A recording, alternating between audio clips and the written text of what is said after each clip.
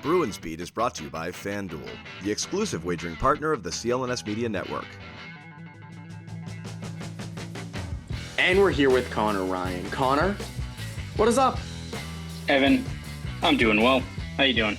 Doing great. Doing great. I want to start by congratulating you. You are one of the many people who are going to be putting together the Centennial team, the 100-year Bruins team. So congratulations. I'm excited to see what you got cooking. You told me before this started, you said, Evan, please give my email out and phone number for fans to submit players.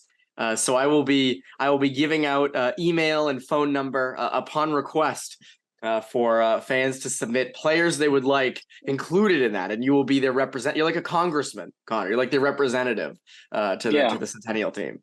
Yeah, I've already gotten a few asking for Greg Zanin, which, I mean, you know how I feel about Greg Zanin. I'm surprised Petrov hasn't reached out yet. I have a pretty good guess as to what Petrov will be lobbying for in terms of entries on the All Centennial team. But yeah, no, it's a great honor. A lot of really talented people on that committee. A lot of people who are very well versed in the Bruins history. So really excited to get started on that. It's going to be a tough call. It's like one of those things you look at it and there's so many guys that are obvious, right? But then when you start diving into it, whether it's, naming just a all Centennial team, top 100 players, like you're going to get to like 91. You're going to be like, I got about 17 guys left here. So we'll see kind of how we do that. So, but it's going to be a lot of fun.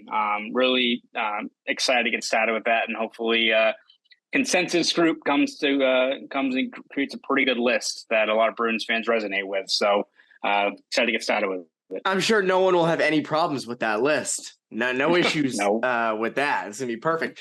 Is it like in a room that you guys are going to be and get together and do it, or is it going to be virtual? Like, how do they plan on putting that together? I love seeing that Doc Emmerich is on that list. Yes. It remains to be seen how exactly they do it. I think it's like we're going to have like a game on the ice, and we just like debate like in between shifts and stuff like that. I think that's how they mapped it out. But to be determined. We'll see exactly how we formulate that list. But I'm sure it'll be very you look at like the goaltending and how that works. I feel like it's going to be very not contentious is the right word. It'll be a lot of spirited debate is what I imagine it will be for stuff like that. So I can't wait to kind of get started on that once we get to it in September. Yeah, lots to do with that. Who goes higher, Rask or Thomas? To where does Cheevers fit in? There's so many interesting Tiny questions. Thompson. Yes, Tiny Thompson as well. Frank Brinkside. You got a few guys. Yeah, there are quite a few. Manny Fernandez. Alex Ald as well. Hannu Toivonen. So you have a big decision on your hands coming up. Anyways, Bruins Development Camp ended last week. We figured would kind of give you some takeaways from the end of it. Obviously, we did poke the bear Thursday, so we hadn't seen the scrimmage yet. A scrimmage came and went. Not many goals were scored in the scrimmage. It was they did 5-on-5, then they do 3-on-3 and 4-on-4 and all that. Do you have any leftover thoughts from development camp that were new to you that you didn't have at the beginning of the week? Yeah, I think we kind of touched on this before, that the two, I guess, blue chip prospects you have in the Bruins system in Lohrei and Lysell were more or less as advertised. Lohrei, again, I don't think you want to rush his development. I think you want to see how he fares for a good chunk of this upcoming season in Providence, round out his defensive game, but has made a lot of, I think, really good strides in terms of his skating, defensive ability. Again, the playmaking is there, but you can't be a liability down the other end of the ice. But it seems like he's making strides towards that of rounding out his game. So that's good to see. Lysell, the skating skills, all stuff we've come to expect from a guy like him. It's all about, I think, just putting it together and consistently doing it at the next level. So we'll see how much he can make a push in training camp. I think probably Bruins want to see if he can put kind of last year in that wall he kind of hit into the rearview mirror as well. So, but still, talent's evident. I think probably my big takeaway in terms of just another player has got to be Matthew Poitras. I thought he looked really, really good throughout the week. Had some really good plays during the scrimmage on Friday. And again, he's a guy that he doesn't have the size of a guy like Lohrei or like a power forward like a Gasso or Riley Duran, what have you. But and he doesn't have maybe the high-end skill of a Lysell. But I think you look at Poitras and how he approaches the game in the offensive zone, how crafty he is with the puck, how creative he is. It's a guy that if those skills translate and he, adds more muscle and learns how to deal with the added physicality, he has that kind of skill set that shouldn't really erode and should, translate well to the NHL, right? And again, this is not to say that he's like the next Bergeron or Krejci, but I think you look at their skill sets, right, in terms of, I'm sure how people probably saw them when they were in their dev camps of like, doesn't have blazing speed, but really poised, crafty with the puck, sees the ice really well. Like those things, if he takes the other steps forward, has the potential to be a very solid NHL player, like top 6 potential. Maybe we'll see exactly how he does there, but I think you look at his overall skill set. One thing that I think was impressive with him was, even in situations where he's driving towards the net, what have you, for a guy that's a skilled playmaker who still needs to probably put on some muscle, instead of like, cutting to the outside, looking for seams and kind of getting away from danger, he'd always cut inside. And he has that playmaking ability that he can still drive to the net and still feed a guy right down low at the blue paint. So guy who's kind of fearless with the puck, but has that craftiness that can do a lot of damage down low. So if we're looking at another guy that I think has really elevated his game and should be probably in that conversation and maybe in the same tier with a guy like Lysell and Laura, I think it's probably Poitras, who looks really, really good. Completely agree. I absolutely loved him this week. I thought he was great in the scrimmage. Everything you said there. I will raise a red flag. And I know people are going to get on me for this, so I will brace for it. Fabian Lysell's play away from the puck was not to the level I think that they would probably love it. Just assuming. I know a lot of people are saying, "Oh, he could potentially, fight for a roster spot in September," and he has the skill. He's got the speed, like as you said, he's got those things. I mean, it's clear. The Bruins tweeted a video of him in a 3-on-3 drill, just dangling someone and scoring. But if you watch him away from the puck, it's not the same thing. And I think that's going to be an area that they hope he improves, that he's going to have to improve if they're going to want him to be effective at the NHL level.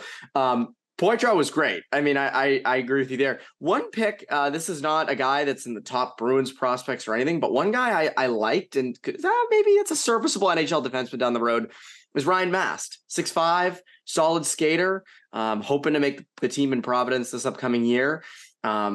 Still has to make the team.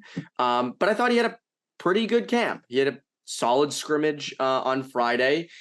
He's not flashy. He will not be a guy that is running any power play or anything like that. But if he's someday a 7th defenseman or can fill in on your bottom pair here and there, I don't know. That's something. It's not going to, sell T-shirts and jerseys.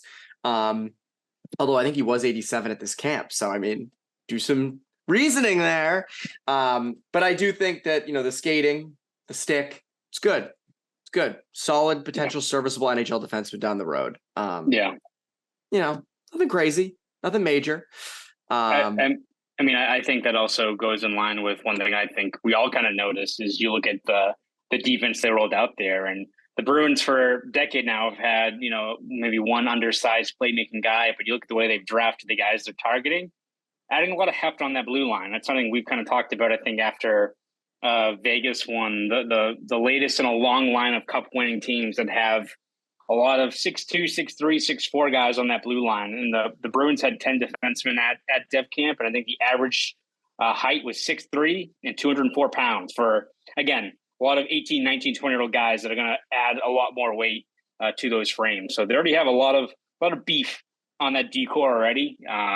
Whether it's guys like Mass, Lorai, Kostandinski is a gigantic human being. Big dude. Oh my God. Pretty raw, but still, like, if he translates well, can be a bruising guy at the next level. Just about every guy other than Ty Gallagher, who's still 6 foot, and I think had a pretty solid camp as well. Every guy was like over 6'2", a couple of 6'5" guys. And again, I think it's part of the equation that even out of those, I think 9 total guys that the Bruins had at Dev Camp were people in their system. 1 or 2 of those guys hit. You've got a big body on that blue line. Like, it's not just Lorai, but as you said, a guy like Mast or one of these other players can slot into a role further down the lineup. There's value in just having that added size down there. It can be the difference between whether a shot gets blocked down low, whether it sails into the net, help on the PK, just having that sturdiness at the net front can go a long way. So it's good to see the Bruins at least target that area while still having guys in place, or even a guy like Lorai who do a little bit of everything as well. So that's, I think, another thing I noticed. Yeah, and this is going to get into, there weren't as many fans at these days, but earlier in the week and throughout the whole week, the Bruins development team focused a lot on skating with their defensemen, and it makes sense. These are big guys. They're they have the size. They can be physical, but the skating always kind of needs to be there for those bigger guys, and I think that's a reason you saw a lot of edge work and skating throughout the week. Before we continue on with the conversation, I want to tell you about our good friends over at FanDuel. Take your first swing at betting MLB on FanDuel and get 10 times your first bet amount in bonus bets, up to $200. That's right. Just bet $20 and you'll land $200 in bonus bets, win or lose. That's $200 you can spend betting everything from the money line to the over-under to who you think is going to get the first home run. All on an app that's safe, secure, and super easy to use. Plus, when you win, you can get paid instantly. There's no better place to bet on MLB than FanDuel, America's #1 sportsbook. So, sign up today and visit FanDuel.com/Boston to get up to $200 in bonus bets. Again, that's FanDuel.com/Boston. FanDuel, the official partner of Major League Baseball. Moving right along, let's talk next season. Let's look at the Bruins. Let's look at the actual team. Development camp was great, but let's get into the team itself for next year. The dust has pretty much settled. There are still some free agents that we're sort of waiting to see. Someone tweeted at both of us about Tomas Nosek. Very curious what happens there. Yeah, that's a guy who should make some in a regular market, should make around like $1 million or something, and be a valuable contributor this year. Probably going to make around the minimum, I would imagine.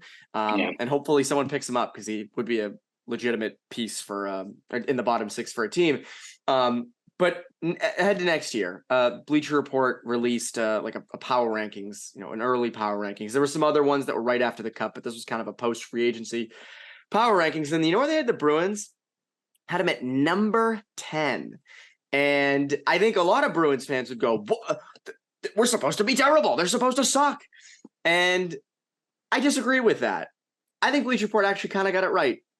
I think this Bruins team, and I think you'd agree with me, has a core in place. Whether Bergeron comes back or not, there is a core in place, a future core. And, we'll get into the rest of the Atlantic in a second. But on paper, they should contend for the playoffs. I'm not saying they're a Stanley Cup favorite, because they are not. But they are going to be a team that's built from the net out. They're going to have some solid guys on D. They are not going to be putting up the goals and the numbers they did this year, offensive wise, but they should still be contending. What do you think? Yeah. I mean, does the Bleacher Report thing factor in Bergeron being back or no? Because that's the one thing that I don't think that was even mentioned in it. Yeah, my thing is I'm going off of Bergeron potentially being. I mean, I think I think Bergeron comes back. You've got a team that is going to be right in the thick of it. I think in terms of the Eastern Conference or the Atlantic. Even without Bergeron, I still think they're wild card team. Like they maybe third in the Atlantic, depending on how some of these other teams kind of stack up, or someone else takes a step back. But I think you just look at.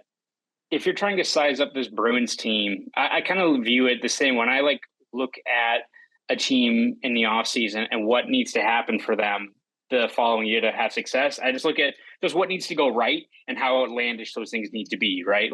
I think we looked at last year and why I think we hit the point, I think, in late summer, early fall, where we're like, this team might be a wagon. It's like you look at how much stuff had to go right.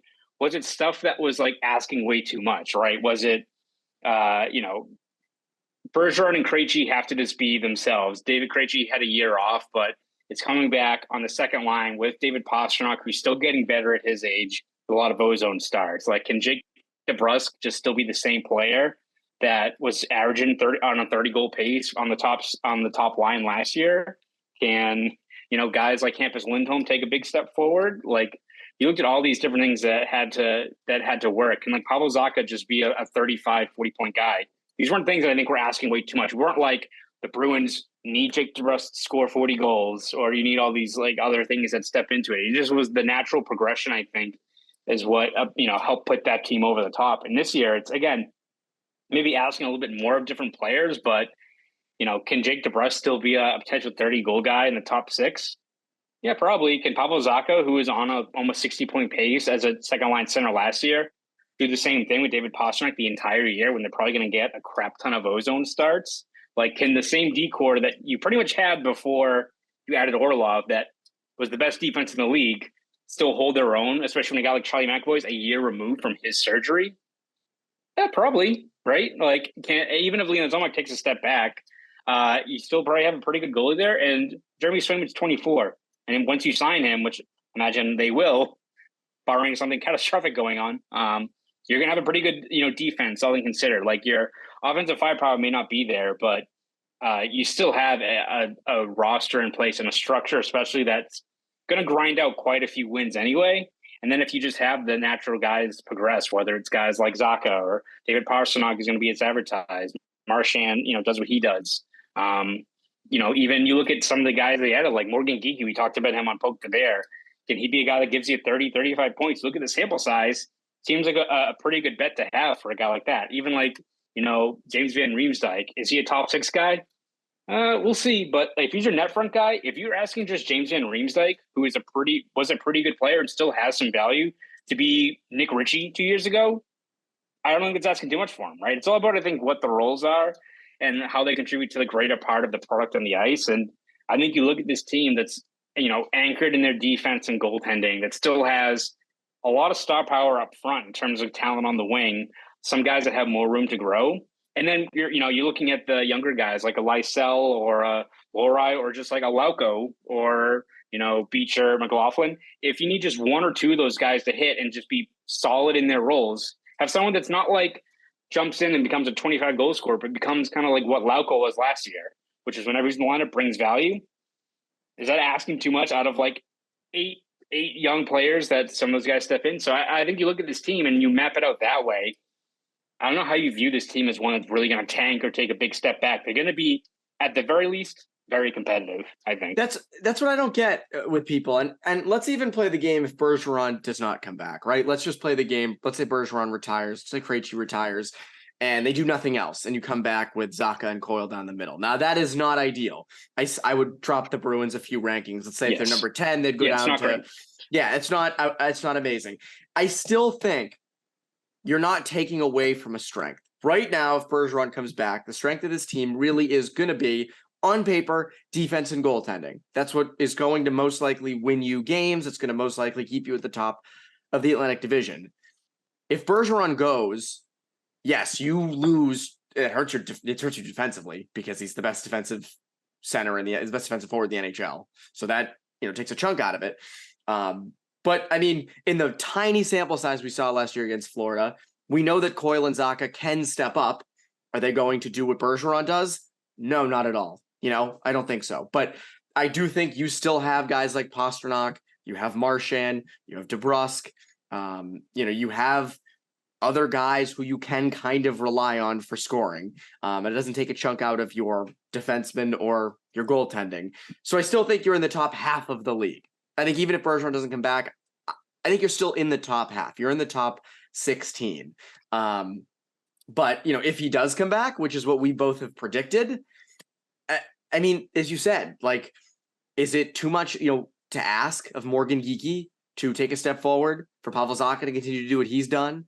Can a fourth line be put together with guys like Lucic, Greer, Beecher, McLaughlin? Like, you can count up a guy like exactly, Oscar Steen, right? Like, there are guys there that can do that. That doesn't have to be settled going into opening night. So again, I know there are fans who say blow the whole thing up. It's time to move on. But I mean, you still have a competitive roster. You still have a core. We've discussed this now a couple times in the past few weeks. But like, do you really want to be a team that blows it up and hopes that you draft all these picks correctly when you've drafted poorly for the last couple of years? Like, do you just magically expect to then nail it on these lottery picks? So I'll even move on to this. The rest of the Atlantic, Connor. Oh my God, I almost called you Ty. Wow, that's big. I've never done that before. Whoa. Yeah, I was going. Hey, that's a good thing. I think that's a good thing. I'm honored. That's a high compliment. Yes. Rest of the Atlantic, though. Toronto, no goalie. Tampa, older, less deep. Florida's all banged up. And Buffalo's on the rise, but I still don't project them to be, top of the division. But I mean, everyone's weaker. So are you. So I feel like the playing field is almost evened out. What do you think? Yeah, I think when you look at it, as you said, like Florida is still a team I think should be competitive. Guys get healthy. Like if they just build off of what they did, I think they'll still be a tough out the way they're kind of built. They did lose a couple of guys that did contribute to that run they had there. But yeah, Tampa is still Tampa. They still have a lot of high end talent. Vasilevsky can do a lot of damage, but still getting up there. And they lost a key piece in Coolhorn, who I think was a really underrated part of that little dynasty they've had here for quite some time.